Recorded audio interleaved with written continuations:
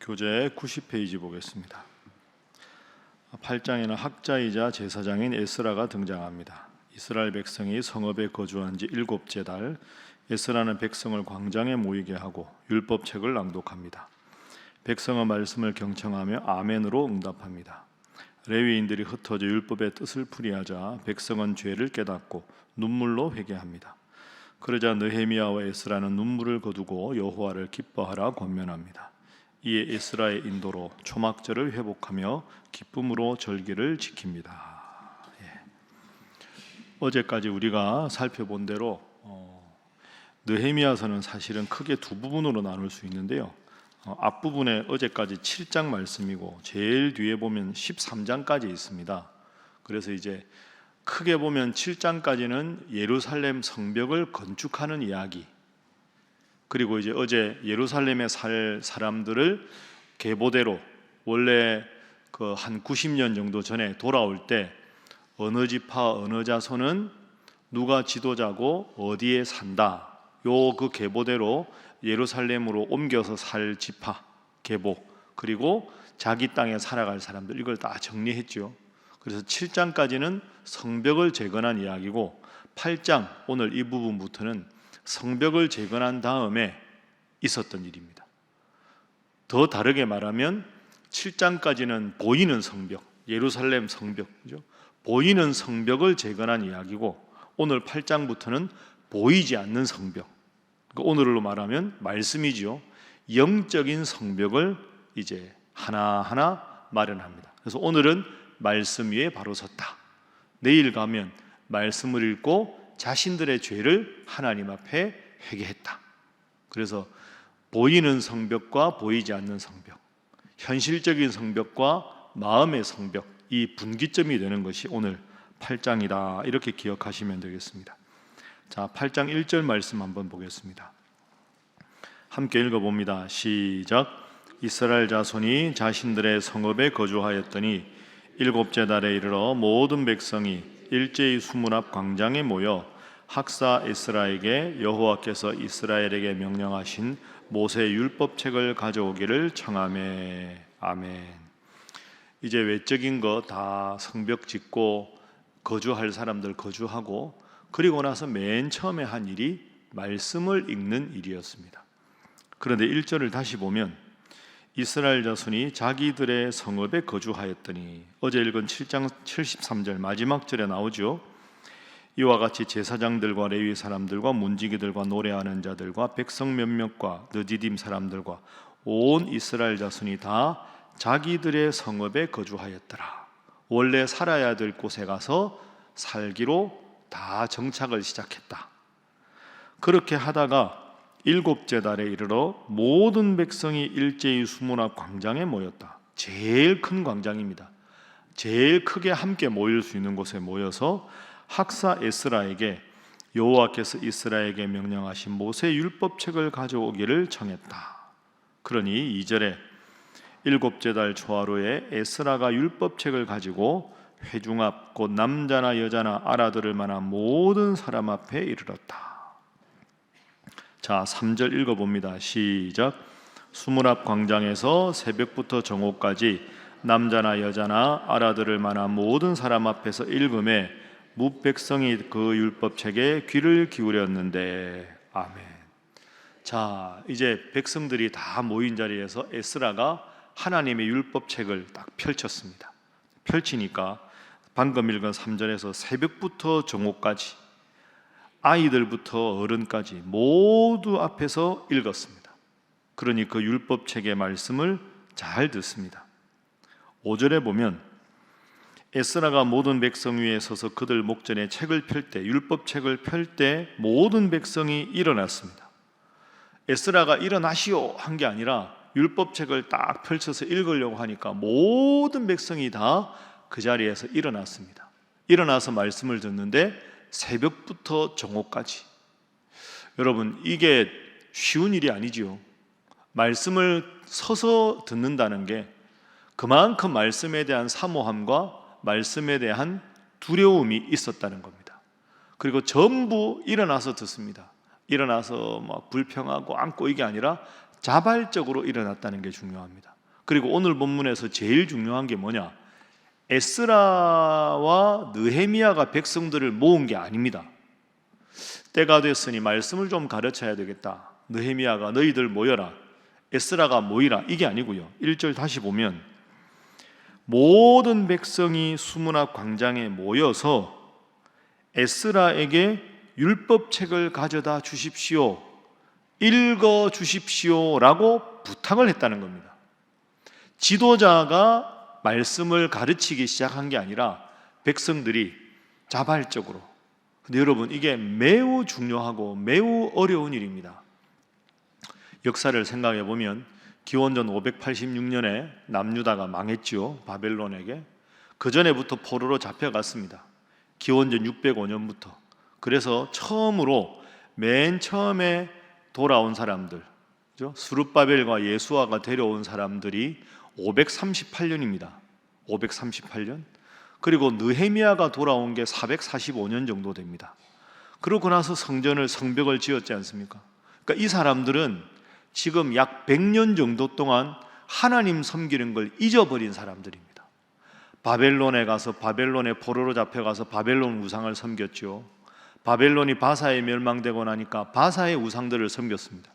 그러니까 이 사람들은 지금 좀 과하게 말하면 뼛속 깊이 이방신을 섬기는 문화에 완전히 젖어든 사람입니다. 그러면 100년 사이에 지금 아이들도 섰는데 이 아이들도 뭐가 뭔지 모르는 상태입니다. 지금 왜?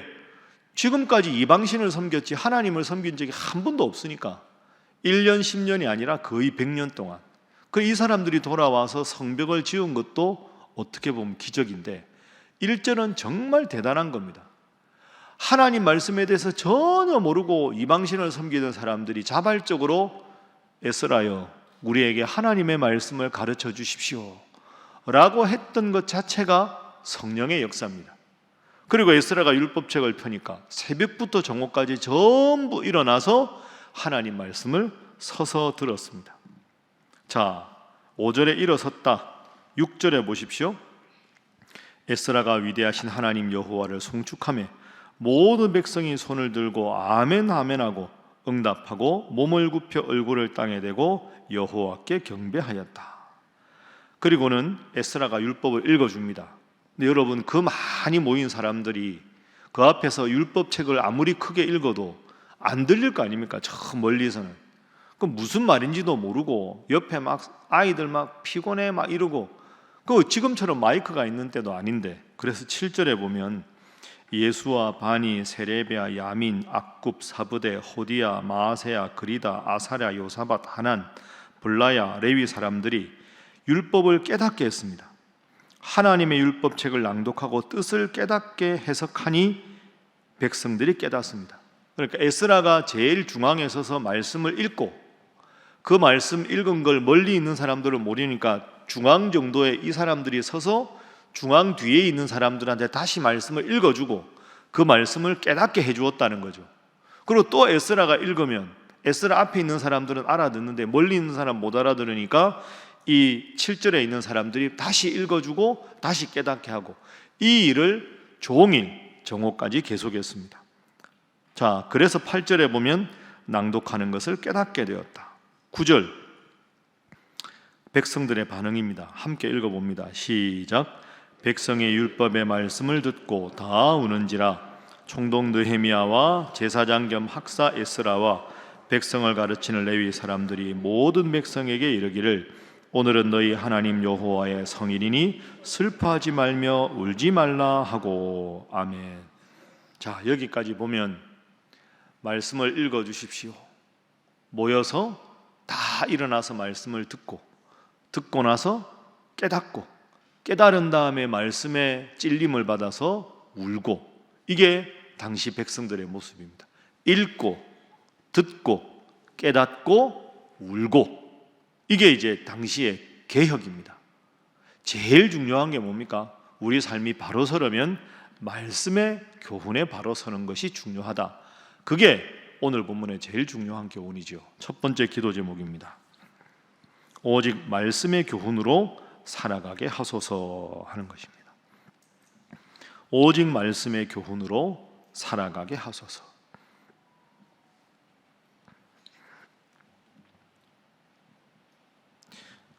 여러분, 사실 제가 이 말씀과 함께 교회 와서 시작을 하고 있는데요, 말씀과 함께 이 책자 보면 제일 앞에 3페이지에 제 머릿말이 있거든요. 3페이지에 그 머릿말에 보면 중앙에 제가 쓴 게 오늘 본문입니다. 그죠? 5페이지 말씀과 함께 5페이지 안내에 보면 중간에 그래서 느헤미야 8장에 보면 쭉 나와서 중간에 밑에 그 색깔 다른 데 보십시오. 읽고 응답하고 깨닫고 울고 잔치하였다. 그래서 이스라엘 백성들은 성경을 통해서 자신들이 누구며 어떻게 살아야 되는지를 분명히 깨달을 수 있었다. 제가 교회에 와서 말씀과 함께를 하게 된 제일 중요한 계기가 된 말씀이 오늘 8장입니다. 여러분 각자 아마 제가 교회 부임하기 전에 큐티 하셨을 겁니다. 생명의 삶으로 하는 분도 있고 뭐 다락방으로 하는 분도 있고 성경 필사하는 분도 있고 다 있을 겁니다. 그거 개별적으로 하는 거 참 좋은 일입니다.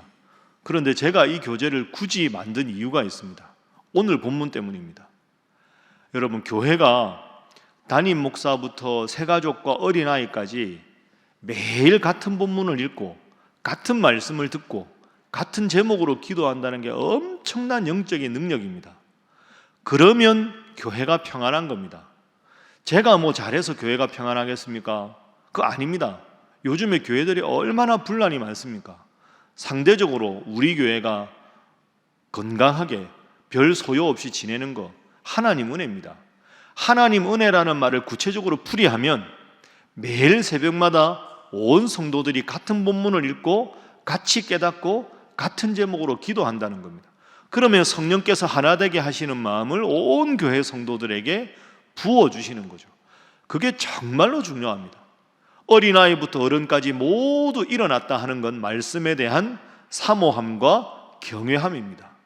여러분, 매일 새벽기도 이렇게 하면 조회수가 보통 유튜브로 하면 홈페이지 빼고 한 500명 정도 됩니다. 우리 교회 교인이 주일날 1,700~800명 정도 오거든요. 그러니까 그 중에서 새벽에 말씀을 함께하는 성도들이 약 4분의 1 가까이 된다는 거죠. 이거 매우 중요한 겁니다. 저는 늘 말씀드리지만 주일날 한 번 예배드리는 교인들이 오는 것 감사한 일인데 그것보다 매일 말씀을 같이 읽고 같이 묵상하는 분들이 많아지는 게 더 귀한 영적인 자산이라고 생각합니다. 그래야 하나님이 같은 마음을 주시고 그래야 분열되지 않고 갈등되지 않을 거 아닙니까? 여러분 가정도 똑같습니다. 여러분만 할 게 아니라 여러분의 자녀들에게도 이 책을 읽으라고 하시고 말씀을 읽고 가끔씩 모이면 확인하고 말씀 붙잡고 기도해 주십시오. 그게 여러분의 가정을 살리는 가장 중요한 영적인 자산이 되는 줄로 믿습니다. 오직 말씀으로 바로 서는 여러분 모두가 되시기를 주님 이름으로 축복합니다. 자, 우리가 8절, 9절까지 읽었습니다. 9절까지 읽고 나니까 이제 학사 에스라가 말합니다. 오늘은 하나님 앞에 거룩한 성일이다. 그러니까 울지 말아라. 기뻐하라. 10절에 보십시오. 느헤미야가 말합니다. 살진 것을 먹고 단 것을 마시고 준비하지 못한 자에게도 나누어서 함께 먹어라. 이날은 주님 앞에 예배드리는 성일이니 근심하지 말라. 여호와로 인하여 기뻐하는 것이 너희의 힘이니라 하니까 12절 보십시오. 12절 함께 읽습니다. 시작. 모든 백성이 곧 가서 먹고 마시며 나누어 주고 크게 즐거워하나니 이는 그들이 그 읽어준 말을 밝히 알미라. 아멘. 오늘 본문을 잘 보면 이스라엘 백성들이 어린아이들 같습니다. 다 서서 말씀 듣다가 눈물을 흘리고 에스라 느헤미야가 그만 울어요 하니까 또 눈물 뚝 그치고 먹을 거 먹어요 하니까 다 나눠 먹고 기뻐하세요 하니까 다 기뻐하고, 그러니까 하나님께서 말씀으로 하나 되게 하시니까 마음이 다 강팍하게 녹아서 어린아이처럼 영적인 지도자를 중심으로 완전히 하나 된 모습까지 나옵니다. 그렇게 말씀을 잘 읽고 나서 한 구절 더 보겠습니다. 13절. 그 이튿날 백성의 족장들과 제사장들과 레위 사람들이 율법의 말씀을 밝히 알고자 하여 학사 에스라에게 모였다. 그렇게 열심히 말씀 읽었는데 또 모였습니다. 또 알려주십시오. 자발적으로 모인 거죠. 에스라가 소집한 게 아니라 백성의 족장들과 제사장 레위 사람들이 더 말씀을 알고 싶어서 모였습니다. 율법에 기록한 바를 딱 보니까 초막에서 거하라. 우리는 초막에서 안 거하는데 15절에 초막절에 대한 자세한 내용이 나오죠. 16절 보십시오. 백성이 이에 나가서 나뭇가지를 가져다가 혹은 지붕 위에 혹은 뜰 안에 혹은 하나님의 전뜰에 혹은 수문 광장에 혹은 에브라임 문 광장에 초막을 지었다. 사로잡혔다가 돌아온 회중이 다 초막을 지었다. 여러분, 에스라가 초막을 지으라고 명령한 게 아닙니다. 말씀을 듣다 보니 말씀이 듣는 게 행복하고 이튿날 자발적으로 또 말씀을 들려달라고 하고 말씀을 듣다 보니 그 옛날 조상들이 초막절을 지켰다. 그 구절을 읽고 아니 우리도 그러면 말씀대로 살아야 되는데 우리는 초막절 안 지키잖아. 초막절 지읍시다. 온 백성들이 자발적으로 초막절을 짓습니다. 17절 사로잡혔다가 돌아온 회중이 다 초막을 지었다. 눈의 아들 여호수아 때부터 그날까지 이스라엘 자손이 이같이 초막절을 행한 적이 없었다. 이에 크게 기뻐하며 에스라는 첫날부터 끝날까지 날마다 하나님의 율법책을 낭독하였다. 그러니까 오늘은 처음부터 끝까지가 말씀입니다. 자, 한번 저를 따라해 보시죠. 읽고, 듣고, 깨닫고, 울고, 기뻐하고, 행했다. 이게 오늘 본문 아닙니까? 읽고, 듣고, 말씀을 깨닫고, 말씀의 가책을 받아서 눈물을 흘리면서 회개하고, 성일이니까 그치라니까 그치고, 기뻐하라니까 기뻐하고, 그 다음에 말씀을 계속 듣다가 초막절을 지켜야 되는데 안 지키는 모습을 돌아보면서 초막절을 지켰다.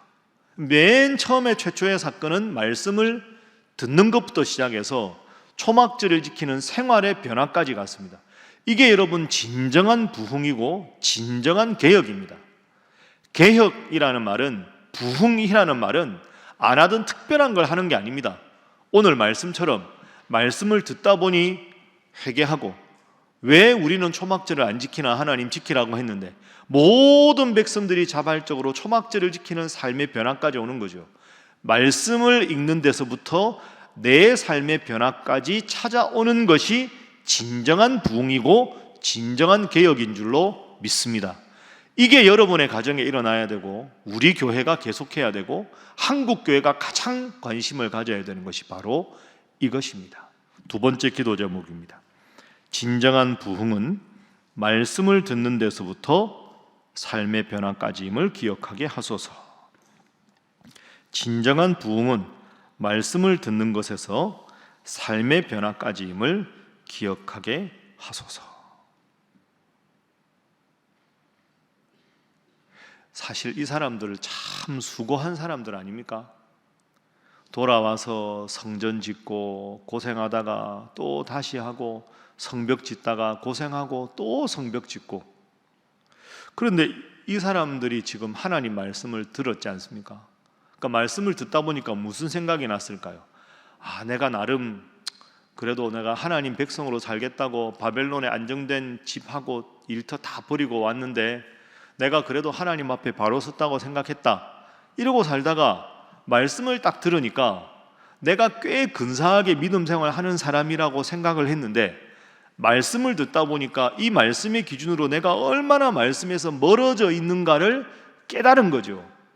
아차, 내가 이게 헛것이었구나. 그러고는 말씀을 중심으로 돌아오면서 삶의 변화까지 왔습니다. 이것이 근본적인 개혁입니다.